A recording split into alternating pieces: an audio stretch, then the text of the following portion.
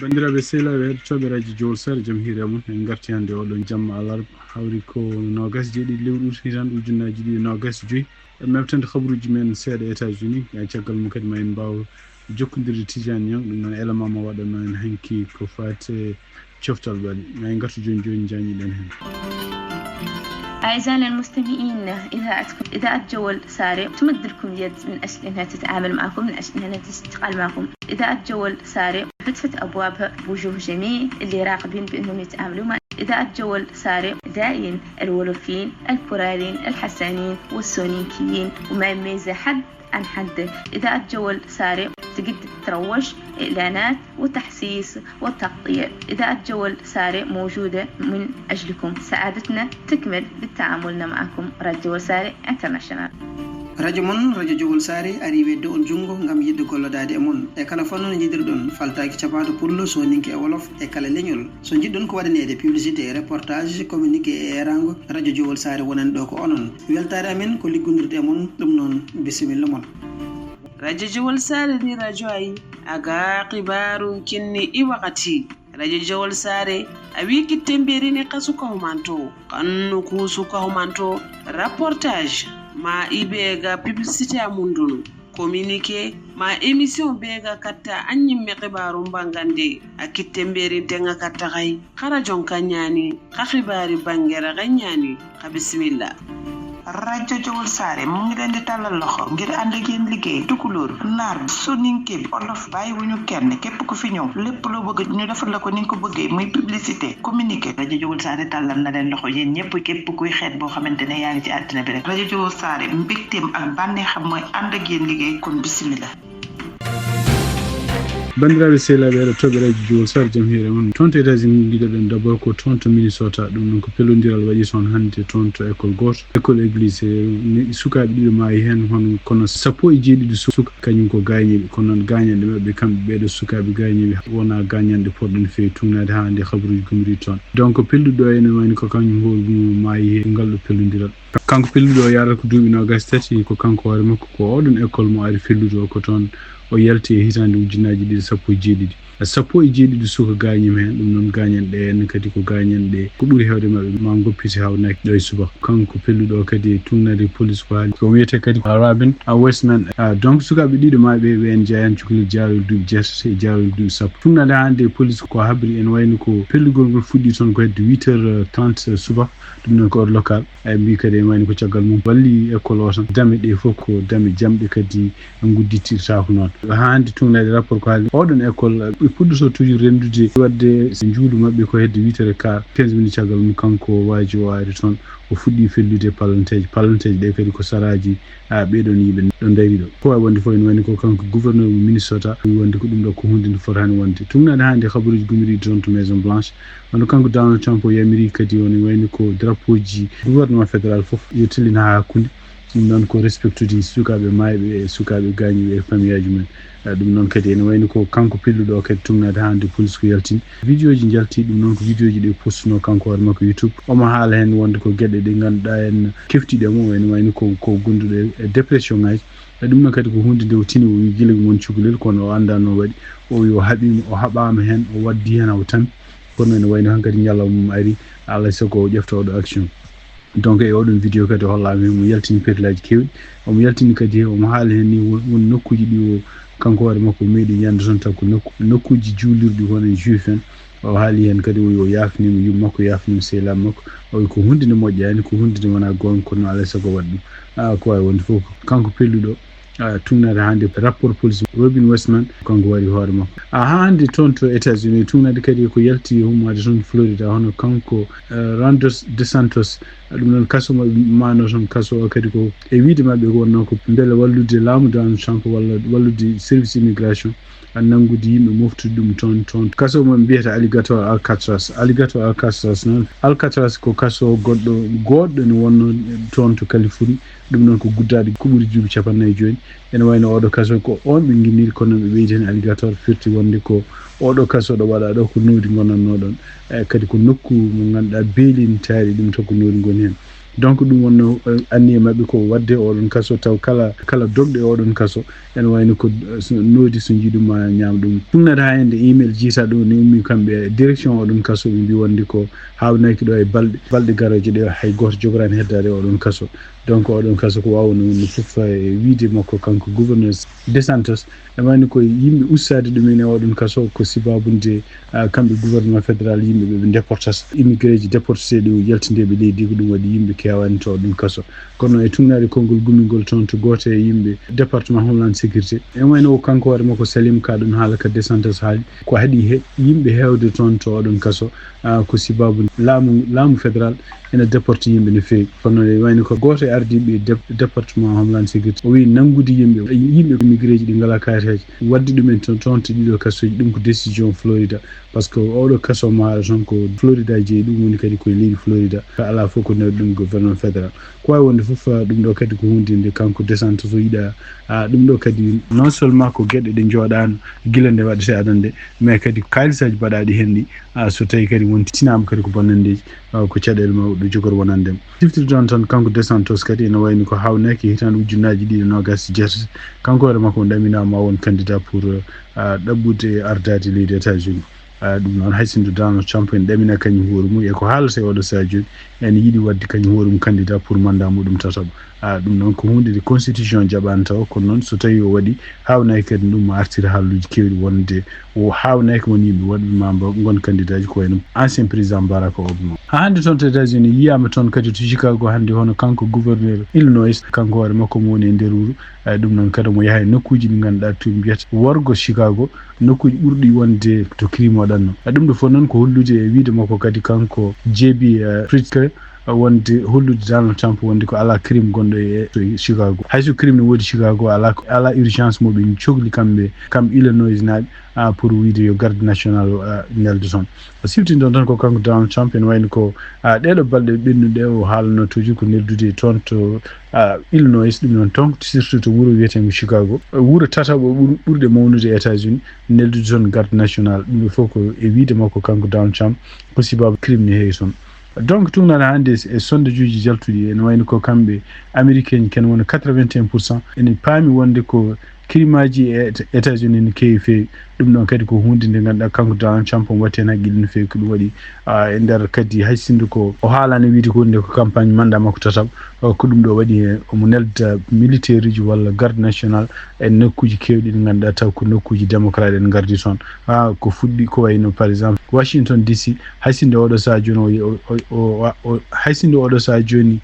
tribunal uji e haareji hakkude démocrate en ardiɓe toon gouverneur uji walla yimɓe maire uji toon ene wayno ɓuurimo doole o ɗacciri han kadi ene wayno ko kala ko woni sécurité toon to Washington DC o wona e junngo mawɗo police toon ene wayno ko kanko Donald Trump nokkuji ɗi o toɓɓi ko wayno New York ko wayno Los Angeles ko wayno kadi Chicago e hawnaki ko wayno nokkuji goɗɗi Baltimore ne jeeya hen e Detroit ne jeeya hen ɗi fof nokkuji ɗi ganduɗa kamɓe démocrate en gardi toon ko wawi wonde fof ene wayno ko kanko Donald Trump mon continue wiide wonde ko kanko gouverneur mo Chicago o Pritzker ene wayno ko neɗɗo mo wona compétent neɗɗo mo wawa ardade donc ɗum ɗo fof kadi ko hollude wonde ko hawnaki kanko Donald Trump haysindo candidature makko pour won ƴeftude mandat makko tataɓo a yarani yeeso o yiiɗi ko bonnande ɓeɗo démocrate surtout kanko gouverneur Illinois kanko gouverneur mo Californie e kanko gouverneur mo Pennsylvania ɓeɗo tata ko yimɓe ɓe ganduɗa oɗo saha joni kanko Donald Trump mo andi so tawi goni candidat ji hawnaki ne mbawi hebde laamade États-Unis ko ɗum woni donc mo addano ɗumen mo créé probléme uji oɗo saha joni wiide mabɓe kamɓe démocrate pour wiide wonde ko caɗele nena guure mumen to ene mbawa ardade donc so mbawa ardade guure men holno mbawi ardade États-Unis donc ko haare kanko Donald Trump omo continue oɗo saha joni ƴewde créde ɗeɗon caɗele ko wawi wonde fof ene wayno ko kamɓe toon to Chicago e tugnade hande statistique ko yaltini e nder hitande ujunnaji ɗiɗi e nogas nayyi ene wona crime aji tinaɗi toon 1,7 crime ɗum noon ko hunde ɓurde hewde kadi e guure keddiɗi fof e États-Unis kamɓe Chicago ɓurno hewde kono noon e nder lebbi jeegom gaddani ndeɗo hitande ujunnaji ɗi nogas joyyi e tugnade hande statistique ko haali ɓe mbi wonde ko crime aji toon gustimi ken wonde nogas 2%. ɗum noon kadi ko hunde nde ganduɗa ene kanko gouverneur Pritzker mo continue haala wi wonde ko ha hande ene woni ko Trump woni ko fijji so tawi Trump ne yiiɗi ussude crime e aduna he wona kañum hoorumne waɗa politique aji ɗi ganduɗa ni ussude kalisaji police fonno hebde pour rende guure ɗe ko wawi wonde fof ene wayno ko kamɓe ɓeeɗo ɗiɗi kanko Trump e kanko Prisco e ɓe no continue haare maɓɓe donc hande tugnade kadi e puuluji jaltuɗo oɗo saha joni ene wayno kanko Donald Trump politique makko neldude garduji walla militaire uji e guure ɗe sibabude wa habde ko fate crime wonno ko 40% ene wayno ko oɗo saha joni addima 45% wonnande américain ji fof donc ɓuuri hewde e mawɓe wonɓe États-Unis kene wona 53 kene wona 57% tugnal hande e oɗo sonda ko ɓuuri hewde américain ji ene wayno kene jaaɓi hono politique makko mo waɗata pour habde crime aji ɗo e États-Unis habruji men États-Unis cakkitorɗen ko hande ko toon to Washington DC tugnade kadi ko winda e journal Apple News hono kanko gardinoɗo CDC ɗum noon ko toɗɗare ko ɓooyani biyeteɗo Susana Monarez ene wayno démissionni walla o seekama hannde ɗum noon ko caggal nde kanko hoore makko o sali recommandation ngaji ndi ministre toppitiɗo ko fate cellal hono kanko Robert F Kennedy ɗi o waɗi ko fate yen vaccin kanko Susan oɗo ko karalla ko fate cellal o wi wonde ko o jaɓata ɗiɗo recommandation ngaji sibabunde ɗiɗo recommandation ko waajuji ɗi pewaki e science ko waajuji kadi ƴeftaɗi tan taw hay miijo woto ala caggal muɗum e kadi ko waajuji pawiɗi e politique ɗum waɗi donc ko jaɓata ɗiɗon waajuji sibabunde ɗum ɗon hono kanko Donald Trump ene wayno o seeki on hannde caggal muɗum ene wayno ko yimɓe hewɓe kadi harallaɓe toon to CDC takku docteur e mawɓe ene jeeya hen Debra Huri kañum hen démissionni goɗɗo kadi biyeteɗo Demetri Kasi ɓeɗo fof ene wayno ko yimɓe ɓe ganduɗa hohoɓe toon to centre national de immunisation ɗum noon ko vaccin ji ñawuji ko fate fofam ɓeɗo ɗiɗo ene wayno démissionni sibabunde wiide wonde tawde kanko Trump o seeki CDC siftin ɗon tan ha hande tugnade kadi article o en mbi ko altini ɓen ɗo tan won kamɓe CDC ɓe dokkanoma yamirore kene wona temedde jeegom neɗɗo koko ceekete to garti altini ɗum noon wonno ko aljuma ɓinnuɗo o so ɗum noon kadi ene wayno ko hande kanko Donald Trump o seeki kadi gardinoɗo CDC siftin ɗon tan ko kanko Kennedy ko neɗɗo mo ganduɗa gonɗinano ko fate safruji ko fate gueɗe kewɗe ko fate science ko fate vaccin ngaji ko fate ni hay poɗɗe guila ardina CDC kadi ene wayno ko ñawuji kewɗi ɗi ganduɗa ɗi CDC rokkanno waajuji pour wiide nene ngara ene wayno nen continue ne ngara oɗo saha joni donc ene wayno ko kala haraleɓe wonnoɓe tan ko fate cellal ardinoɓe organisation ngaji jokkodirɗe e CDC walla gonɗi e CDC kanko hoore makko kanko Robert F Kennedy o seeki ɗumen tugnade hande galleji jandiyankoɓe ko wayno CNN ko wayno Apple News ko wayno NPR ene wayno ko sosi ton ko groupe makko ɗum noon ko groupe o liggoto ɓeɗo kadi ko yimɓe ɓe gonɗinani kala ko fate vaccin ji kala ko fate recherche uji fate ñawuji won walla ko fate science ko ɓen waɗi toon ko wawi wonde fof ɗum ɗo kadi ko nouvelle cakkitto wonande kanko Donald Trump o seeki directeur mo CDC CDC noon siftinde noon ko CDC noon ko goomu laamu toppitiɗo ko fate contrôle won ñawuji ɗum noon e wayno o seeki on hannde oɗon kadi wiyeteno ko Susan Monarez bandiraɓe sehilaɓe heɗotoɓe radio Jowol sar ma en jokkodire Tidiane Niang ɗum noon rokkani élément mo waɗanno en hanki ko fate coftal balɗe Tidiane Niang bisimilla jaam hiire moon musidɓe tedduɓe hettiyankoɓe haalirde radio Wol Sare joni kabaruji men coftal ɓalli gadorɗen kabaruji men coftal ɓali ko chan hitande ujunnaji ɗe nogas joyi andamo jaabi hatirde chan woni final jogori juude ko ñalawma A7 kippu Madagascar ma hiwidire kippu Maroc gasi ko ɓoyani ko deuxiéme demi final équipe nationale mo leydi Sénégal kañum hiwidirno e nandomaɓe mo leydi Maroc pottal ngal gasirno ko ɗekki on partout tuma nde pay faw petta ko kippu Maroc wawi hebde polgu logui joyi logui tati première demi final Madagascar kañum heeɓi polgue yesso kippu Soudan taw ko loggol gotol e ndiga gudditen hello men tourmaji foot hitande ujunnaji ɗe nogas joyi deuxiéme édition ene jokki ñalawma hande to wuuro Guiray Rewo kippu Guiray Rewo kañum hiwidirno e kippu Garli Rewo ko Garli Rewo yeehe nder terre Guiray Rewo fi ɗum logui tati loggol gotol ñalawma janggo ne hawra e nogas e jeeɗiɗi lewru août so woni 17h GMT to wuuro Koundé Rewo kippu Koundé Rewo ma hiwidire kippu Siwi jencude pottital tournoi Williams hitande ujunnaji ɗe nogas e joyi gasgal ko ɓoyani ko ASC wuuro Bukki kañum hiwidirno e kippu FC Hayre kiwdiral ngal wawi gase ko ɗekki on partout jencude tournoi district de Bogué hitande ujunnaji ɗe nogas e joyi ñalawma hande FC Thidé kañum heeɓi polgue yesso FC Bogué dow taw ko loggol gotol e ndiga FC Carrefour kañum hiwdirno e kippu FC Thienel kiwdiral ngal wawi gase ko ɗekki 0-0